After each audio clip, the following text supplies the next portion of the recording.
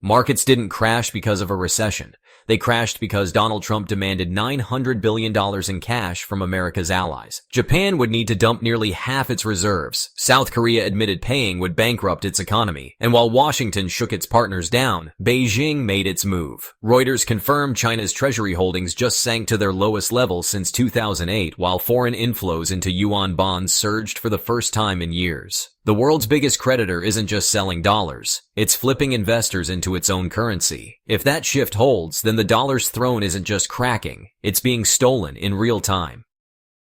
In Tokyo, emergency meetings began before sunrise. The Japanese finance ministry calculated that if it honored President Donald Trump's demand for $550 billion in upfront investment, it would have to liquidate nearly half its treasury reserves, an amount equivalent to 41% of total foreign currency holdings.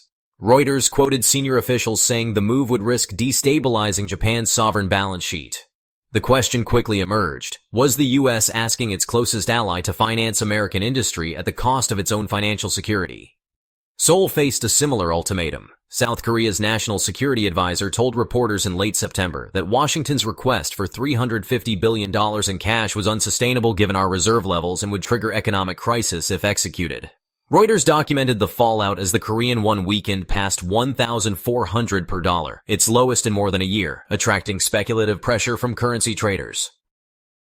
A hypothesis emerged. By pushing allies for tribute-like payments, Washington was destabilizing their currencies while inadvertently making China's yuan appear more stable by comparison. In Beijing, the State Administration of Foreign Exchange approved new channels for foreign investors to access China's bond market. On September 30th, Reuters confirmed that China opened its equity options market to global institutions for the first time. This wasn't an isolated gesture. The People's Bank of China had already widened swap lines with regional central banks, giving them easier yuan liquidity during dollar stress. Logic suggests a coordinated push. If the U.S. compels allies into unsustainable outflows, China offers them an alternative corridor to park capital. Wall Street noticed. By March 2025, foreign investors had accumulated 1.14 trillion yuan in negotiable certificates of deposit, the highest on record, lured by hedged returns of nearly 5%, stronger than comparable U.S. Treasuries. Reuters cited traders saying, if the world wants yield and liquidity, yuan assets are becoming the option. Here lies the testable claim. Is the yuan attractive because China reformed its markets, or because U.S. policy forced investors to look elsewhere? Hong Kong amplified the pivot. Bloomberg reported in July that China considered doubling the southbound Bond Connect quota to 1 trillion yuan, granting domestic investors larger access to foreign bonds via Hong Kong. That two-way channel means China can recycle surplus savings abroad while attracting inflows into its own markets, a dynamic once monopolized by the dollar. If the mechanism succeeds, global liquidity itself may rotate between currencies, not just assets.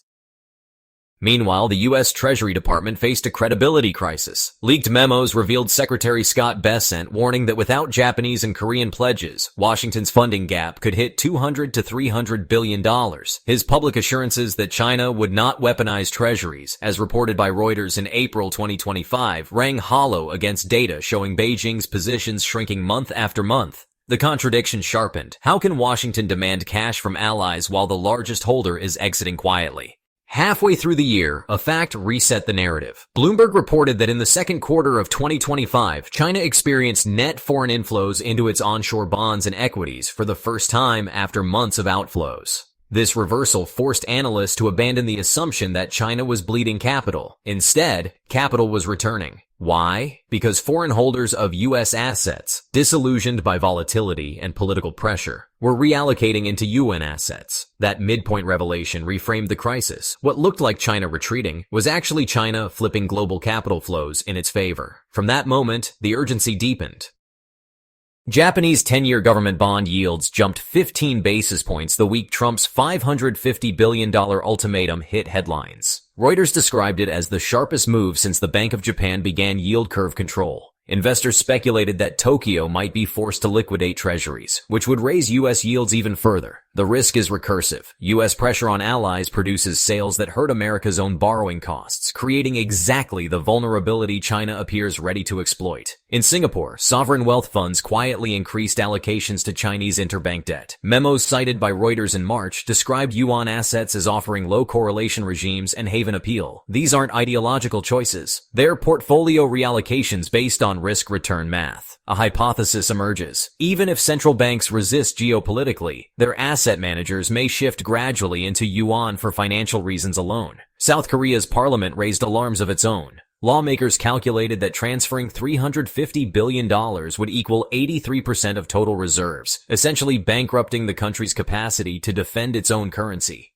Reuters quoted one member asking, "Why should we drain our economy to grow America's?" The debate mirrors a Roman dynamic, tribute flowing to the capital, yet without the guarantee of protection. Hypothetically, if Korea balks, China could step in as lender of choice.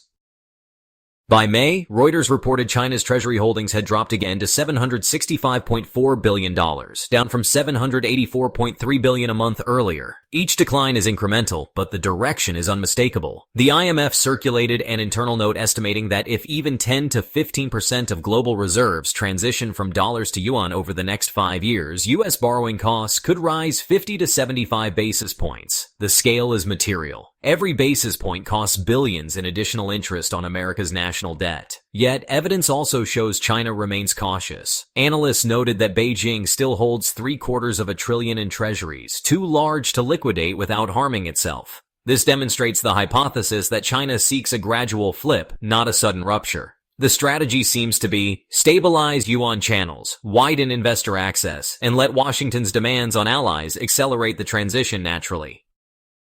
In the U.S., quantitative hedge funds reversed their core positions. Instead of shorting Chinese credit, they began buying yuan-denominated credit derivatives while selling long-dated treasuries. The CME reported a 15% jump in implied volatility for USD CNH options in mid-2025, a sign of hedging pressure. The implication is that markets themselves, not only governments, are starting to prepare for a regime shift in global capital flows. Across Asia, China deepened infrastructure. Shanghai's exchange unveiled a framework enabling private firms to issue 37 billion yuan in bonds under stricter disclosure rules, with underwriters guaranteeing liquidity.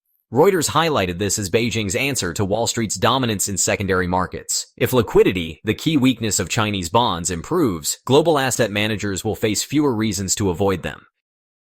Seoul considered alternatives. Officials drafted contingency plans to diversify reserves into euros and yen while trimming dollar exposure. Simultaneously, Beijing injected 100 billion yuan through a cross-border repo into Hong Kong and Singapore, narrowing spreads between onshore and offshore yuan. The move allowed global banks to arbitrage more easily, integrating yuan liquidity into mainstream markets. The hypothesis arises, are investors flipping because China is pulling, or because Washington is pushing? The evidence suggests both.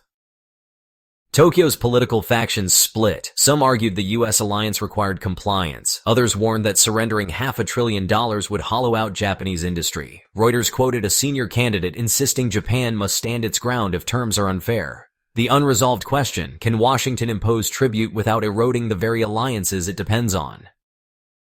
Late in September, Reuters reported that China's yuan appreciated nearly 2% against the dollar in the first half of 2025, even as exports continued to rise. Normally, a stronger currency hurts exports. Here, it did not. That anomaly challenges the assumption that China needs a weak yuan to stay competitive. If exports remain strong while the yuan rises, the entire framework of dollar advantage is undercut. In London, traders watched order books swell for Chinese IPOs. A precious metals miner raised $3.2 billion in Hong Kong, shares surging 68% on debut. Each IPO siphons capital that might once have flowed to Wall Street. The testable claim, Trump's tariffs may be accelerating China's capital globalization instead of slowing it. At 11 p.m. Beijing time, a PBOC board member studied the yuan index. Data showed rising inflows, expanding swap lines, stronger settlement in trade, and greater foreign participation in domestic assets. The official reportedly asked, "Are we watching global finance tip without a declaration?" And in New York, a young trader muttered at his screen, "We're not defending the dollar anymore. We're just chasing exits." So the crisis circles back to a single unsteady question, unanswerable yet unavoidable. If U.S. asset holders start treating Yuan bonds as sanctuary while Washington demands tribute from its allies, how much longer can the dollar claim to be the world's safe haven? We're glad you're enjoying this video. Please like and subscribe. Check out another video that is now on your screen.